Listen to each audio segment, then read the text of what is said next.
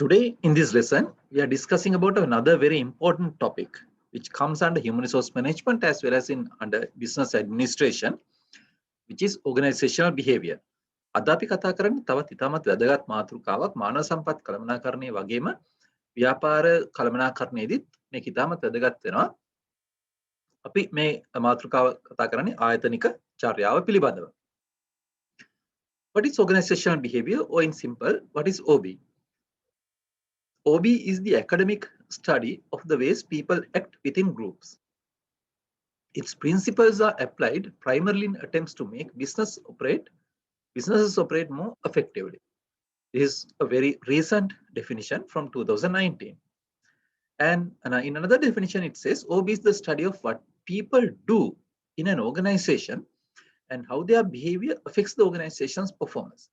So in very simple terms, OB, we are discussing within the context of organizations and how people behave and act within the organization context. ආයතනික චර්යාව කියන එක ඉතාමත් මෑතක definition එකක් අර්ථ දැක්වීමක් ගත්තොත් ඒකෙදි කියවෙන්නේ ඒක කණ්ඩායම් තුළ පුද්ගලයන්ගේ හැසිරීම පිළිබඳ අධ්‍යයනයක්. ඒතර කණ්ඩායම් කියන්නේ ඇත්තටම අපි ආයතනයක් කියන්නේ කණ්ඩායමක්. ආයතන තුළ පුද්ගලයන්ගේ හැසිරීම ඒකෙදි මූල ධර්ම වගේම පරදායී ක්‍රියාත්මක කරන්නත් අපි මේ දේවල් මේ දැනුම යොදා ගන්න පුළුවන්. ඒ වගේම තමයි ආයතන තුළ පුද්ගලයන් හැසිරෙන ආකාරයත් ඒ ආයතනික ක්‍රියාකාරකම් සඳහා බලපාන ආකාරයත් කරන පිළිබඳ අධ්‍යයනයක්. ඒක නිසා අපි මතක තියාගන්න ඕන දෙයක් තමයි ආයතනික චර්යාව කියනකොට මේ වචනෙන් කියවෙන්න වගේම අපි මේකෙදි කතා කරන්නේ ආයතන සහ ආයතන තුළ පුද්ගලයන්ගේ හැසිරීම පිළිබඳ අපි සොයා බලනවා මොන වගේද තියෙන්නේ කියලා. So, another definition came in 2014, one of the famous definition, because Robbins and Judge, they are one of the very two famous people who are always writing about organizational behavior.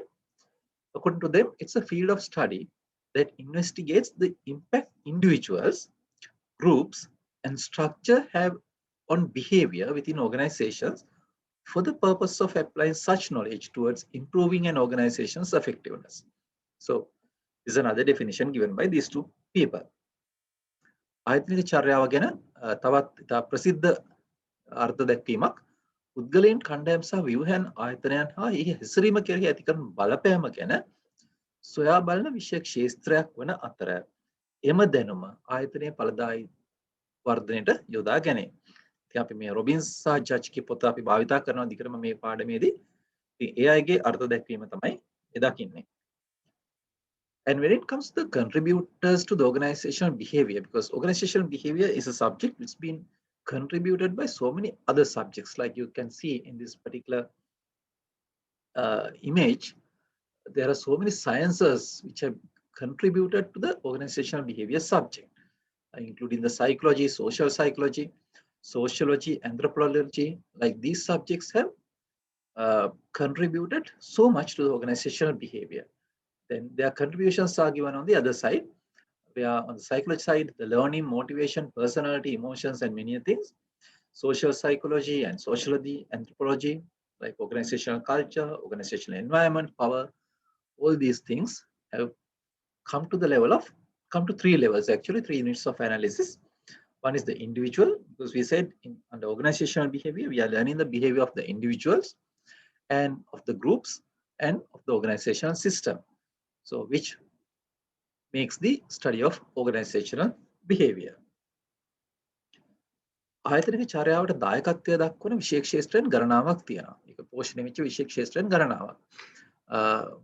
මනෝවිද්‍යාව, සමාජ මනෝවිද්‍යාව, සමාජ විද්‍යාව, ඒ වගේම දර්ශන විද්‍යාව මේ වගේ දේවල් වලින් ආයතනික මේ කියන මානව විද්‍යාවන්ගෙන් පෝෂණය වෙලා තියෙනවා. ඉතින් මනෝවිද්‍යාව යටතේ ආවේ මොනවද සහ සමාජ විද්‍යාව යටතේ සමාජ මනෝවිද්‍යාව යටතේ ආවේ මොනවද කියන එක ඔයගොල්ලන්ට මේ තියෙන පින්තූරයෙන් පැහැදිලි වෙනවා. ඒ වගේම තමයි අපි කලිනුත් කතා කරා අපි මේ රොබින්ස් සහ ජජ්ගේ ඩෙෆිනිෂන් එක මේ පොතෙන් ගන්නකොට එයා කතා කරනවා organizational behavior units නැත්නම් levels 3කින් කතා කරනවා කියලා. ඒ තමයි පුද්ගලයෙක් කණ්ඩායමක් සහ ආයතනික ව්‍යුහයන් අතරේ ආයතනික ව්‍යුහයන් වලින් සමන්විතයි කියලා. ඉතින් මේ තුන එකතුව තමයි අපි දකින්නේ ආයතනික චර්යාව හැටියට. එහෙම නැත්නම් organizational behavior හැටියට. So under organizational behavior, we are looking at a couple of concepts or couple of aspects. One is the managing diversity. If you remember well, in the previous lecture also we discussed one of the challenges for the person managers is managing a diverse workforce. So a workforce diversity refers to any characteristic that makes people different from one another.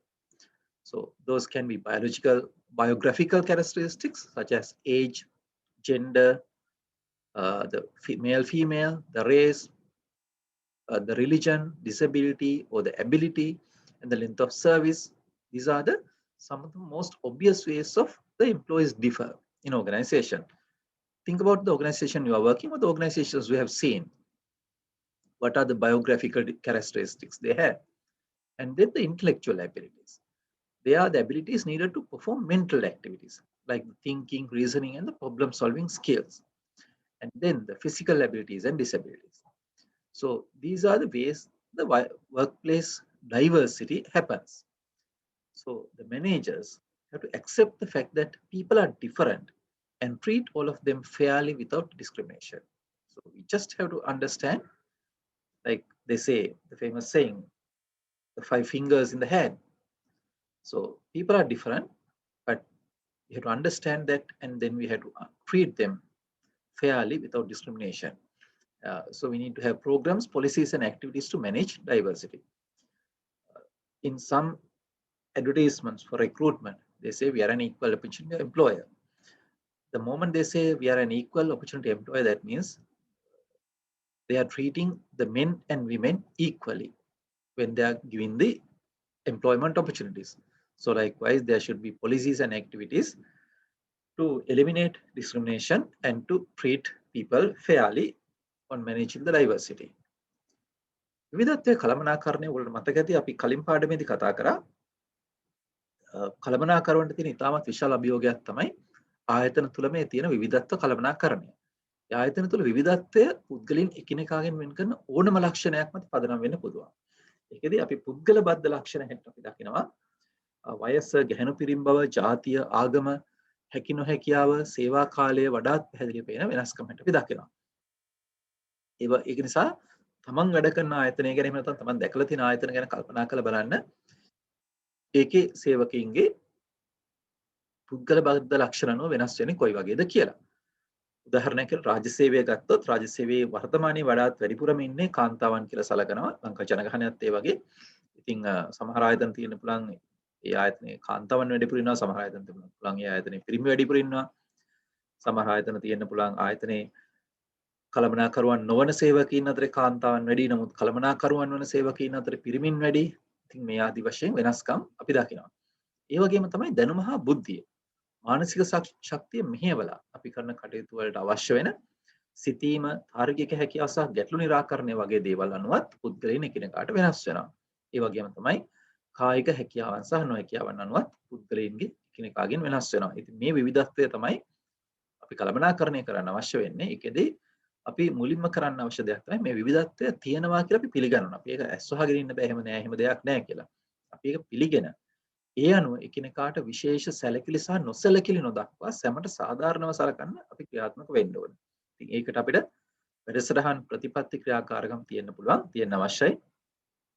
උදාහරණයක් ඇට equal opportunity employer කියලා concept එකක් තියෙනවා. ඒකෙදී සැමට සාධාරණව සලකන සේවා යෝජකෙක් කියන අදහස ක්‍රියාත්මක වෙන්නේ. ඒකෙදී කියවෙන්නේ ගැහැණු පිරිමි ભેදකින් තොරව සැමට රැකියා අවස්ථා සලසනවා කියන වගේ කාරණා. ඉතින් මේ දේවල් අනිවාර්යයෙන්ම ආයතන තුල තියෙන්න ඕන. මොකද ඒ අනුව තමයි ආයතනයක් ඉදිරියට පවත්වාගෙන යන්න පුළුවන් වෙන්නේ. And another main aspect is the managing attitudes. What are the attitudes? There's an image given on your right hand side as well, extracted from the same book, where they're looking at the cognitive, affective, and the behavioral sides, where the cognitive is the evaluation, affective is the feeling, and behavioral is the action, where the negative attitudes toward the superior. This gives an example. So what are attitudes? Attitudes are evaluative statements, either favorable or unfavorable, about objects, people, or events. They reflect how we feel about something. For example, when you say, I like my job, by expressing your attitudes about your work, which is a positive one. But if you say, I don't like that person, that's your attitudes, a negative attitude towards that person. So you are just expressing what your attitude is. So individuals have many kinds of attitudes about the job.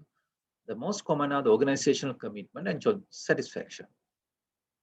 So when people are talking about their organizational commitment or their job satisfaction, hardly you can see there are any people neutral, but people can be either positive or either negative. So that shows their attitudes toward the organization or the job. And when managing the attitudes, we have to look at the job satisfaction is related to organizational effectiveness. A business unit whose employees had high average levels of engagement had higher level of customer satisfaction and lower level of turnover and excellence. So, like this Richard Branson has said, clients do not come first, employees come first. If you take care of your employees, they will take care of the clients. So this is a very valid statement where in certain cases we say the customer is the king, but the Richard Branson says otherwise. What he says is treat your clients well, customers well. Sorry, treat your employees well, so they will treat your customers well. So because that will bring positive attitudes in the client employees.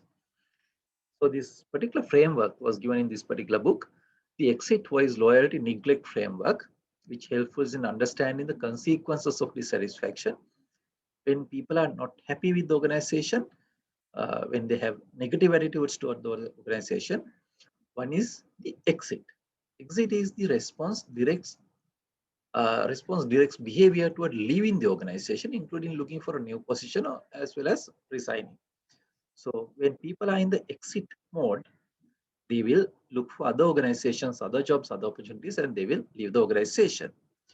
When they are in the voice mode, the response include actively and constructively attempting to improve conditions, including suggesting improvements, discussing problems with superiors, and undertaking some forms of union activity. In the case of the voice, it's constructive criticism. People want to stay in the organization, but they want the things to become better. So they will give suggestions, they will work with the organization, they might even go for trade union activities, not to destroy the organization like what we see in some places in Sri Lanka, but to make things better. But when you are in the loyalty mode, the loyalty response means passively but optimistically waiting for conditions to improve, including speaking up for the organization in the face of external criticism and trusting the organization and management to do the right thing. When you are in the loyalty mode, the difference between loyalty and the voice is you are suggesting, criticizing, and giving constructive criticism and trying to make things better.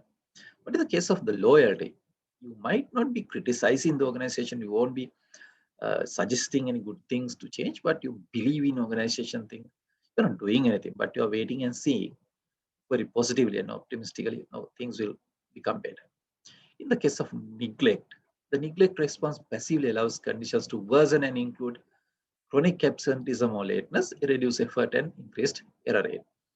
When you're in neglect attitude, uh, kind of we say you don't care basically what happens. So you don't come to work or you come late and you don't perform well. You just wait and see very passively, and things might go down, go wrong, and but you don't care.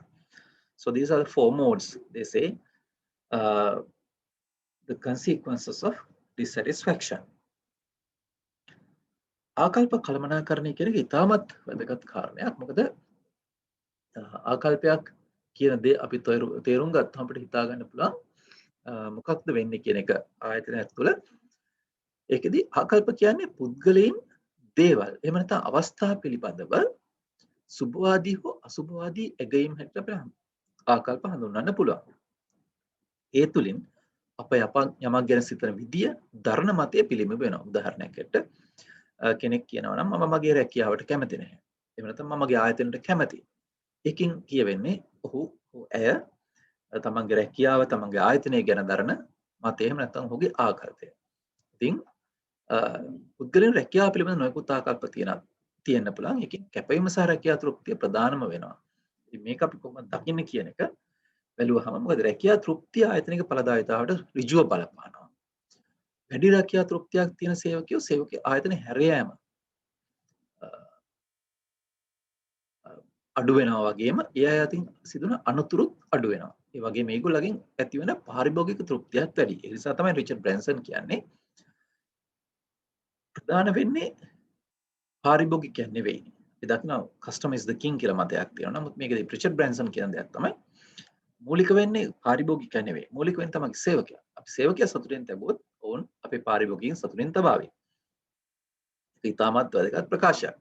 තියෙකදී අපි රැකියා තෘප්තිය පෙන්වනකම හතරක් දකින පුද්ගලයන් එකක් තමයි කෙලින්ම තමන්ගේ ආයතනය ගැන කලකිරලා ඒක ආයතනය හැර යනවා.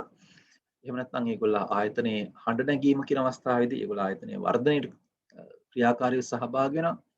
වෘත්තීය සමිති ක්‍රියාකාරකම් වලට පෙළඹෙනවා. නමුත් ආයතනය විනාශ කරන්න නෙවෙයි ආයතනය ළඟා සිටවන්න. තවත් කට්ටිය ආයතනය විවේචන වලට පිළිතුරු දෙදී ආයතනය දවසක හොඳ තත්ත්වයටපත් වෙයි කියලා හිතාගෙන ඇඳී සිටින. ඒ වගේම තමයි තවත් අය නොසලකා හරිනවා. Tamanට අපි ගණන් ගන්නේ නැහැ. මොන වුණත් අපිට මොකද කියලා ඒ අය නොසලකා හරිමින් ඉන්නවා. ඉතින් මේ අවස්ථාව අපි දක්නවා ආකල්ප කළමනාකරණය යටතේ. And another aspect is managing emotions. What are emotions? There's a difference between emotions and moods according to this particular context. Emotions are intense feelings directed at something or someone. They're intense feeling, but moods are less intense feelings than emotions and often do not always arise without a specific event acting as a stimulus.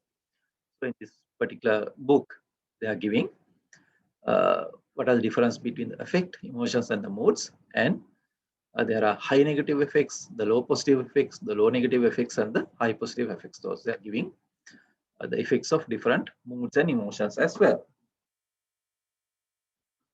When it comes to the emotions management, one very important concept is the emotional intelligence. So when it comes to emotional intelligence, it's a person's ability to perceive emotions in the self and others. When you are aware about yourself, when the self-awareness is very high, you know how your feeling and your emotions are. And then understand the meaning of these emotions. You understand the different meanings. What do you mean by happy? What do you mean by jealous? What do you mean by angry? You understand these meanings of yourself as well as in others. Regulate one's emotions according to in a cascading model. So you know how to control your emotions and might be able to act accordingly to the others' emotions as well. So that is emotional intelligence.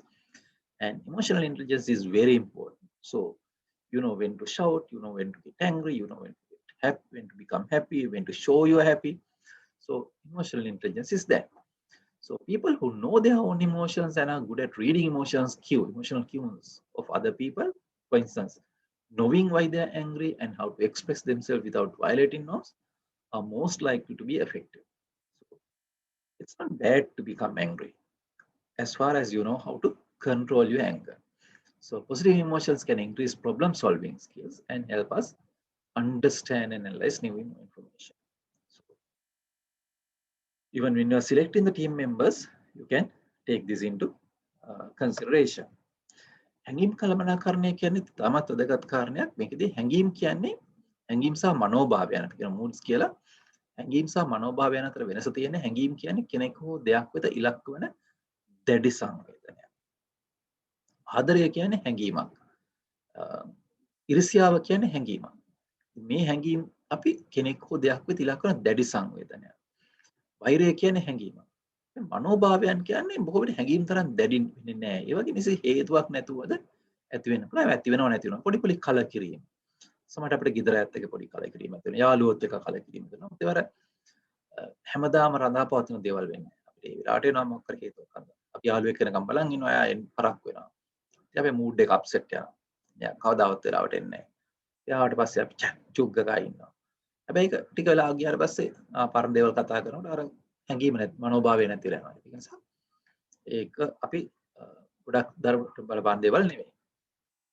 ඉතින් මේ හැඟීම් එහෙම නැත්නම් චිත්ත වේගාත්මක බුද්ධිය කියලා අපි කියනවා. ඉමෝෂනල් ඉන්ටෙලිජන්ස් ඒක ඉතාමත් වැදගත් කාරණයක් විශේෂයෙන් ආයතනයක් තුළදී තමාගේ හා අන් අයගේ හැඟීම් සංවේදනය කරගන්න පුළුවන් හැකියාව වගේම එම හැඟීම් අවබෝධ කරගන්නත් ඒක පාලනය කරලා නිසි ආකාරයෙන් යොදා ගන්න පුළුවන් කමක් තමයි අපි කියන්නේ චිත්ත වේගාත්මක බුද්ධිය නැත්නම් ඉමෝෂනල් ඉන්ටෙලිජන්ස් කියලා.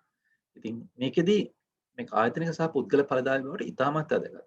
මොකද Tamanට තේරුම් ගන්න පුළුවන් නම් තමන්ගේ හැඟීම් වල තියෙන බලපෑම, තමන්ගේ හැඟීම් මොන වගේද, තමන්ට කේන්ති යනකොට තමන් කේන්ති යනවා කියලා බලන්න තේරුම් ගන්න පුළුවන් නම් ඒක තමන්ට ඉතාමත් හොඳින් පාලනය කරගෙන ක්‍රියාත්මක කරන්න පුළුවන්. ඒ නිසාම තමයි අපි කියන්නේ ධනාත්මක හැඟීම් ප්‍රශ්න විසඳන්න අලුත් නිර්මාණ සඳහා පුද්ගලයා යොමු කරනවා. ඉතින් අපි කණ්ඩායම වැඩ කරද්දී අපි කැමති අපේ කණ්ඩායමේ ප්‍රීතියෙන් සහ උද්ගෝගයෙන් වැඩ කරන සමාජිකයෝ ඉන්නවා නම් මොකද ඒ උද්‍යෝගය සහ ප්‍රීතිමත් බව අපේ අනිත් අයටත් බෝ වෙනවා අපි කියනවා. බෝ වෙන පුළුවන්. ඒක නිසා එකෙන් අපිට පුළුවන් ඵලදායී බව වැඩි කරගන්න. අපි then another concept is the personality. Because under the organizational behavior we are learning what's the importance of personality and what's personality is in the first place. Because personality is a concept people take very wrongly. If you are tall and if you are muscular and if you are, have the correct body size, the weight size, then people think, he has a good personality. No, that's not personality. That's the physical appearance actually. Physical appearance is not personality at all. Personality is a dynamic organization within the individual of those psychophysical systems that determine his unique adjustment to his environment. So personality is not the physical look, but it's the dynamic organization within the individual of those psychophysical systems that determine his unique adjustment to his environment, his or her. And personality is the sum of total of ways in which an individual reacts to and interact with others. So it's a sum of total ways in which an individual reacts to and interacts with others. How you behave in your environment is your personality. Managers need to know how to measure personality because personality tests are useful in higher education. One of the most popular ones is the MBTI, Myers-Briggs type indicator, which we use for recruitment and other aspects. It's a questionnaire with 100 questions. And if you can just type in the Google and see MBTI, they'll give you the details. So this is an example for MBTI. So according to that, there are differences, extroverted and introverted people. The extroverted individuals are outgoing and introverted people are quiet and shy. So people can be either extroverted or introverted. And people can be the sensing or intuitive. Sensing types are practical and prefer routine and order. But the intuitive ones rely on the unconscious process and look at the big picture. And you can be the thinking or feeling. Thinking types use the reason and logic to handle problems, while feeling types rely on their personal values and emotions. And finally, you can be the judging or perceiving. Judging types want control and prefer their world to be ordered and structured, where perceiving types are flexible and spontaneous. So these are different types of personalities. In the MBTI, they give you a combination of these options and the test, so you can see what your personality is. And in addition to that, in addition to MBTI, we have the big 5 personality traits related to the OB criteria in the organizational context. So the big 5 traits given in this image as well: the consciousness, emotional stability, extroversion, agreeableness, openness. Likewise, they are giving you what your personality type could be. පෞරුෂ කළමනාකරණයේදී පෞරුෂය කියන වචන අපි ඉතාමත් වැරදියට භාවිතා කරන දෙයක්. අපි ගොඩක් වෙලාවට පෞරුෂය සහ බාහිර පෙනුම කියන දෙක අතරේ පටලවා ගන්නවා.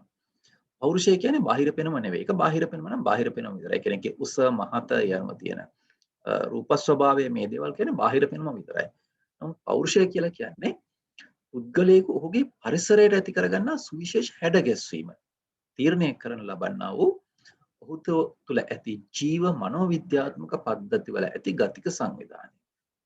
සරලව කියනවා නම් යමෙක් අන් අයට ප්‍රතිචාර දක්වමින් ඔවුන් සමග කටයුතු කරන ආකාරය තීරණය කරනු ලබන වයසතු සමස්තයේදී එයාගේ ඉමෝෂනල් ඉන්ටෙලිජන්ස් වෙන්න පුළුවන්, එයාගේ ෆිසිකල් ඇබිලිටිස් වෙන්න පුළුවන්. මේ සම්පූර්ණ කාරණය තමයි පෞරුෂය කියලා කියන්නේ. ඉතින් අපි ආයතනවලට බඳවා ගන්නකොට වගේම උසස් වීම ලබා දීමේදීත් අපි පුද්ගලයන්ගේ පෞරුෂයම නැ බලන්න දැනන් ඉන්න ඕන. ඒකට භාවිතා කරන ප්‍රධානම දෙයක් තමයි තාම අදටත් අපි මයර්ස් බ්‍රිග්ස් ටයිප් ඉන්ඩිකේටර් නැත්නම් MBTI කියන ප්‍රශ්නාවලි ක්‍රමය භාවිතා කරනවා. ඒකෙදි අපි දකිනවා ඒගොල්ල 8ක් අපිට දෙනවා personality categories. මේ categories වල අපිට හදාගන්න පුළුවන් එක පුද්ගලගේ personality කොයි වගේද කියලා. ඒකෙදි මේ 8න් 4ක් මේ පළවෙනි එකෙන් දෙකෙන් එකක්, දෙවෙනි එකෙන් දෙකෙන් එකක්, තුන්වෙනි එකෙන් දෙකෙන් එකක්, හතරවෙනි දෙකෙන් එකක් ආදී වශයෙන් combinations වලින් අපිට personality types හදාගන්න පුළුවන්. මේකෙදි extroverted කියන්නේ අපි කියනවා බාහිර සමාජයත් එක්ක ගැටෙන්න කැමති, බාහිර සමාජයත් එක්ක කටයුතු කරන්න කැමති අය. introverted කියන එකට බොහොම හොඳ උදාහරණයක් දෙනවා විරාගය කියන පොතේ මාටින් වික්‍රමසිංහ කතුවරයා අරවින්ද කියන චරිතය විග්‍රහ කිරීමේදී ඔහු කියනවා ඇතුළට නැමුණු හදක් ඇත්තා වූ, ඇතුළට නැමුණු හදක් ඇත්තා වූ කියන්නේ introverted කියලා. ඔවුන් බාහිර සමාජය සමග කටයුතු කරන්න ඉච්චර කැමති නැහැ. කුලෑටි ඒ වගේ පුද්ගලයන් අපි දකිනවා. ඉතින් මේ කොටස් දෙකෙන් එකක් වෙන්න පුළුවන්. sensitive versus intuitive කියන එක අපි කියන්නේ sensing කියන්නේ ඇත්තට මේගොල්ල ප්‍රායෝගික පැත්තට කියන්නේ මොලෙන් හිතනවාද හදවතින් හිතනවාද කියන එක බොහොම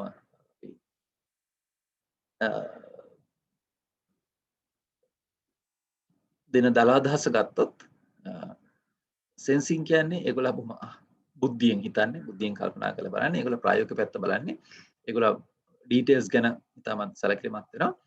intuitive කියලා අපි කියන්නේ බොහොම ඉවෙන් කටයුතු කරන. මේගොල්ල කැමති හරියටම රෂනල් එකක් නැති වුණත්, තාර්කික නැති වුණත් මේගොල්ල තීරණ ගන්න කැමති සමස්ත දිහා බලන. ඒ වගේම තමයි thinking versus feeling කියන්නේ thinking කට්ටිය they are reason and logic. ඒගොල්ල බලන්නේ උතරම තාර්කිකව ප්‍රශ්න විසඳන්න.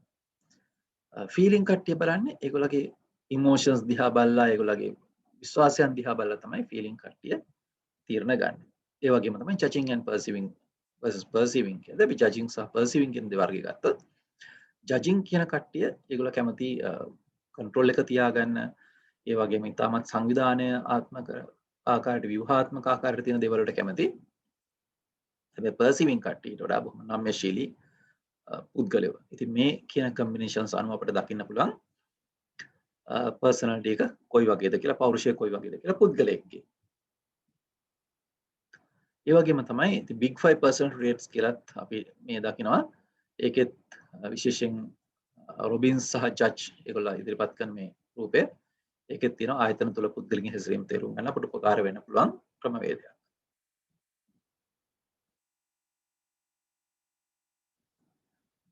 And when it comes to the perception is very valuable because as it says in this on your right hand side, it says the top one person is saying 6, the other person is saying 9.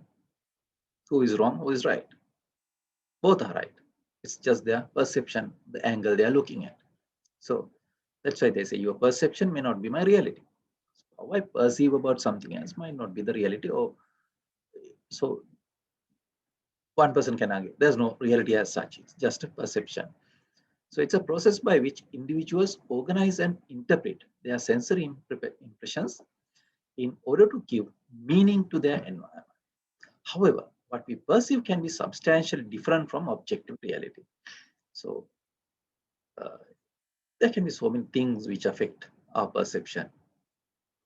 But why is it important to study NLP? Because people's behavior is based on their perception on what reality is, not on reality itself. So the world as it is perceived is the world that is behaviorally important. If you guys can remember, when we were discussing about the discipline management or the grievance management rather, when we are defining the grievance, we said it's the perception or the perceived the perception of the person that something wrong or injustice has been taken place. So that's why I said managing perception is very important. So the perceptual and decision-making biases can be, they are not necessarily bad. If you remember under the performance appraisal, we discussed about so many evaluation errors and biases. Like halo effect, the central tendency, and many other things. So the recency effect, the leniency, harshness, many other things. These are perception errors, how we perceive about other things. So if we manage them properly, they can be very productive as well, because the creativity allows the decision maker to fully appraise and understand the problem, including seeing problems others can't see. Because if everybody see the same things in the same manner, that will kill the creativity. But when people see things differently, that leads to the creativity. සංජානන කළමනාකරණය කියන එක සංජානනය කියන එක මම ගත්තේ perception කියන එක සිංහල වචනය හැටියට මේකෙදි ඉතාමත් වැදගත් වෙනවා මොකද අපි කොයි වෙලාවකවත් අනිත් කෙනෙක් කියන දේ වැරදි කියන අපිට සමහරට අයිතියක් නැති වෙන පුළුවන් උදාහරණයක් හැටියට තියෙන්නේ ඔයගොල්ලෝ කියනවා මේක පුද්ගලයෙක් කියනවා මේ ඉලක්කමක් දිහා බලලා 6 කියලා. තව පුද්ගලයෙක් කියනවා 9 කියලා. කවුද වැරදි කවුද හරි? දෙන්නම හරි. මොකද අපි දකින ඇන්ගල් එකයි වෙනස් වෙන්නේ. ඒක නිසා සංජානනය කියන්නේ යම්කිසි පුද්ගලයෙක් සමග සංවේදක භාවිතා කරලා ලබා ගන්න තොරතුරු වලින් සිය වටපිටාවේ ඇති දේට අපි දෙන අර්ථකථන. හොඳ උදාහරණයක් මේ දීලා තියෙනවා. මේක එකිනෙකාගෙන් සහ භෞතික යථාර්ථයෙන් වෙනස් වෙන්න පුළුවන්. ඒතර මේකට අපේ පෞල් පසුබිම අපේ හැදින වටපිටාව අපේ විශ්වාසයන් අපේ වටිනාකම් මේ කියන ගොඩක් දේවල් අනුව මේක වෙනස් වෙන්න පුළුවන්. ඒ නිසා මේ ආයතනික චර්යාවට වැදගත් වන්නේ මොකද ආයතනික හැසිරීම තීරණය වන්නේ මේ දකින දේ මිසක් යථාර්ථය මත නෙවෙයි. ඒ නිසා ඔයගොල්ලෝ මතක ඇති අපි දුක්ගැනවිලි කළමනාකරණයේදී කිව්වා දුක්ගැනවිල්ලක් කියද්දි මම අර්ථකථනය කරද්දී දුක්ගැනවිල්ලකදී ඒක පුද්ගලයෙකුට සංචානනීය වෙච්ච ආකාරය තමයි Tamanට යම්කිසි අවාසියක් එවන Tamanට යම්කිසි කනගාටුවට කාරණයක් සිද්ධ වුණා කියලා සංජානන ආකාරය. කෙනෙකුට කියන්න පුළුවන් එහෙම එකක් නැහැ කියලා. නමුත් සිද්ධ වෙච්ච පුද්ගලයෙක් කියන්න පුළුවන් නෑ මට එහෙම එකක් දැනුණා කියලා. ඒ නිසා අපි මේ සංජානන කළමනාකරණ ඉතාමත් වැදගත් වෙනවා. ඒ උගලට මතක ඇති අපි performance appraisal යටතේත් කතා කරා මේ සංජානන වැරදි කීපයක් සිද්ධ වෙන්න පුළුවන් කියලා උදාහරණයකට. halo effect එක එහෙම නැත්නම් central tendency එක ඒ වගේම recency effects මේ වගේ දේවල් සංජානන වැරදි හැට අපි දකිනවා. නමුත් මේ නිසාම තමයි අපි සිද්ධ වෙන්නේ මේකේ තියෙන වැදගත්කම හඳුනා ගන්න. මොකද අපි හැමදෙනාම හැම දෙයක්ම එකම විදියට දැක්කොත් ඒක නිර්මාණශීලීත්වයක් ඇති වෙන්නේ නැහැ. ඉතින් සංජාන වෙනස්කම් නිසා තමයි අපිට පුළුවන් වෙන්නේ අනිත් අය නොදකින දේවල් අනිත් අය වෙනස් විදිහට හිතන්න. ඒක නිසා අපි සංජානනය කරන විදිය වෙනස් බව තේරුම් අරගෙන අපි ඒක අවබෝධ කරගෙන අපි යනවා කටයුතු කරන එක තමයි වැදගත් වෙනවා.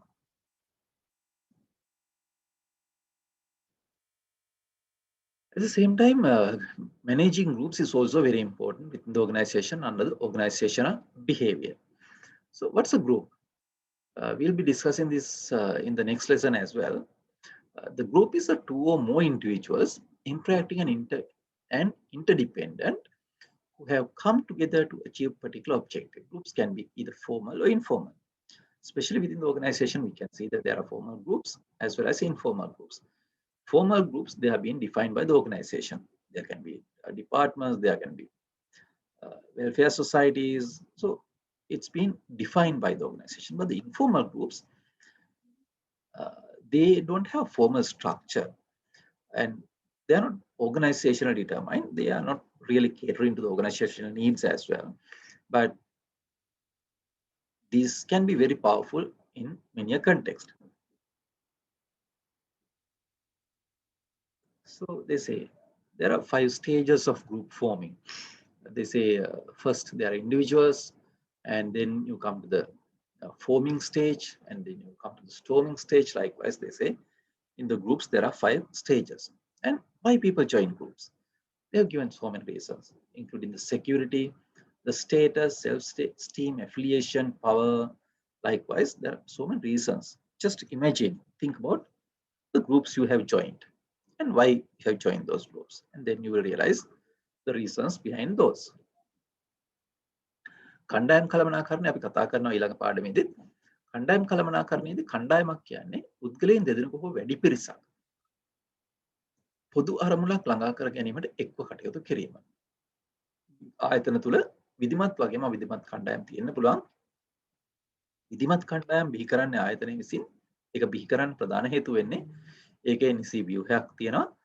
ඒකදී ආයතනයේ කාර්යයන් සහ අරමුණු සමග බද්ධ වෙලා ඒ කටයුතු කරගන්න තමයි අපි විධිමත් කණ්ඩායම් බිහි කරන්නේ. හැබැයි අවිධිමත් කණ්ඩායම් සමහරවිට ආශිර්වාදයක් වෙන්න පුළුවන්, හිරිහැරයක් වෙන්න පුළුවන්. මොකද මේක ආයතන විසින් බිහි කරන දේවල් නෙවෙයි. සමාජීය හෝ පුද්ගල අවශ්‍යතා මත තමයි මේක ගොඩනගෙන්නේ. ඉතින් මේකෙදී විධිමත් සැකස්මක් එහෙම නැත්නම් ආයතන සම්බන්ධයක් ආයතනයට අදාළ එකක් වෙන්න පුළුවන්. ඉතින් පුද්ගලයන් කණ්ඩායම් ගත වෙන්නේ ඇයි කියන කාරණේදී කල්පනා කරලා බලන්න තමන් සම්බන්ධලා ඉන්න කණ්ඩායම් මොනවද කියලා. ඉස්කෝලේ යන කාලේ දැන් සම්බන්ධ වෙන කණ්ඩායම් මොනවද කියලා බැලුවොත් තමන්ටම කල්පනා කරලා බලන්න පුළුවන් ඇයි මම කණ්ඩායමකට සහභාගී වුණේ කියලා. ඒ අනුව තමන්ට හේතු හිතා ගන්න පුළුවන් ඇයි පුද්ගලයන් ඉන්න උදාහරණයකට ආරක්ෂණ අවශ්‍යතා, තමන්ගේ තනතුරු පිළිබඳ අවශ්‍යතා, තමන්ගේ මමත්වය අභිමානය පිළිබඳ අවශ්‍යතා, සහෝදරත්වය පිළිබඳ අවශ්‍යතා, බලය පිළිබඳ අවශ්‍යතා, තමන්ගේ අරමුණු ඉෂ්ට කරගන්න මේ වගේ නොයෙකුත් හේතු තියෙන්න පුළුවන්. සමහර අයට එක් හේතුවකට වඩා තියෙන්න පුළුවන්. ඒක නිසා මේ අවශ්‍යතාවයන් වෙනස් වෙන්න පුළුවන් එකිනෙකාගෙන් අපි කණ්ඩායම්ගත වීමේදී. අපි තවත් කතා කරන මාතෘකාවක් තමයි another topic we are discussing is managing organizational culture. Where the organizational culture refers to a system of shared meaning held by members that distinguishes the organization from other organizations. Or in very simple terms, the culture is how we do things around here. So when it comes to organizational culture, they say there are 7 primary characteristics seem to capture the sense of organizational culture. What is the innovation and the risk taking? How innovative are the people and how much they are going to take the risk? And then the attention to detail. What degree the employees are expected to exhibit precision, analysis, and attention to detail. And in cultures, how they differ in other aspect is the outcome orientation. How much oriented, how much target oriented are they? And there can be people orientation. Are we going for the task or are we going for the people? Are we looking at the people aspect as well? The team orientation, the aggressiveness as well as the stability are another few characteristics which differentiate the cultures. So when it comes to the organization, how the organization culture is formed, first is become the philosophy of the organization's founders, the people who have created the organization. So it's the philosophy. So then it goes to the top management and it goes to socialization and then it becomes the organizational culture. So the philosophy of the organization basically goes to the top management and from there on they will make it socialized and then it becomes organizational culture. So we need to look at how we can create an ethical culture where people are following the standards and the principle. One is the managers has to be a visible role model and they have to communicate ethical expectations and likewise. ආයතනික සංස්කෘති කළමනාකරණයත් ඉතාමත් වැදගත් වෙන මාතෘකාවක්. මොකද ආයතනික සංස්කෘතියක් කියලා කියන්නේ අපි දේවල් කරන්නේ කොහොමද කියන එක. කොහොම සරලවම ගත්තොත්. අපි මෙහි දේවල් කරන්නේ මේ කොහොමද කියන එක. එතකොට මේක ආයතනයෙන් ආයතනයට වෙනස් වෙනවා. අපි හැමතැනම එකම සමහරට එකම ආයතනයක් තුලක් වුණත් එක එක අංශවල මේක වෙනස් වෙනවා. ඒක නිසා ආයතනික සංස්කෘති කළමනාකරණයත් ඉතාමත් වැදගත්. ආයතනික සංස්කෘතිය කියලා කියන්නේ ආයතනයක් තවත් ආයතනයකින් වෙන් කර දක්වන එහි සමාජිකයන් විසින් බෙදා හදා ගන්න හරයන්ගෙන් යුතු පද්ධතියක්. ආයතනයේ සංස්කෘතික තියෙන මූලික ලක්ෂණ ගත්තොත් ඒ ආයතනයේ වැඩ කරන එකේ තියෙන නිර්මාණශීලීත්වය, අවදානම් දැරීමේ හැකියාව අනුව මේක වෙනස් වෙන්න පුළුවන්. ඒ වගේම තමයි සියලුම තොරතුරු වෙත අවධානය යොමු කිරීමේ ප්‍රවණතාවය. ඒකත් අනුව වෙනස් වෙන්න පුළුවන්. මොකද මම වැඩ කරපු එක ආයතනයක අපේ කිනාවේ දවස්වල කියන්නේ අපි කියන්නේ ඒ තිබුණේ පැලස්තර සංස්කෘතිය. සියලුම තොරතුරු වෙත අවධානය යොමු කරන්නේ ඒ ප්‍රශ්නයක් ගම අපි දැනට මේක කරනවා. ඒකත් අපිට කියන්නේ දැනට කල්චර් එකක් තිබුණේ. මේ දැනට මොකක් හරි දෙයක් කළා දානවා. ප්‍රශ්නේ වහලා දාන්න උත්සාහ කරනවා. ඒක හොඳ දෙයක් නෙවෙයි. ඒ වගේම තමයි අවසන් නිමව ප්‍රතිඵල පිළිබඳ අවධානයක් තියෙනවා. මේ ආදි වශයෙන් අපි දකින්න පුළුවන් ආයතනික සංස්කෘතියේ මූලික ලක්ෂණ එක එක ආයතන වෙන් කරලා හඳුනා ගන්න. ආයතන සංස්කෘතිය ඇතිවන ආකාරය දිහා බැලුවොත් අපි දකිනවා ඒක ආයතනය බිහි කරපු පුද්ගලයන්ගේ දර්ශනය මත පදනම් වෙලා ඊට පස්සේ ඒක සමාජගත කරන්නේ ආයතනයේ කළමනාකාරීත්වය විසින්. ඉතින් ඒකදී අපි සදාචාරවත් ආයතන සංස්කෘතිය ගොඩනගද්දී අපි මතක තියාගන්න ඕන කළමනාකරුවන් අවධියට වඩා ආදර්ශ උතුම් කියලා තමන් හරියට ක්‍රියාත්මක කරන්න ඕන. ඒ සඳහා අපේක්ෂාවන් සංවේදනය කරන්න පුහුණුව සහ සංවර්ධන ලබා දෙන මේ වගේ දේවල් කළා තමයි අපට පුළුවන් වෙන්නේ සදාචාරවත් ආයතනික සංස්කෘතියක් ගොඩනගන්න. මේකෙදිත් මම ලින්ක්ස් දාලා තියෙන රෙෆරන්සස් වල ප්‍රධාන වශයෙන් මම පාවිච්චි කරේ රොබින් සහ ජජ්ගේ Essentials of Organizational Behavior කියන පොත.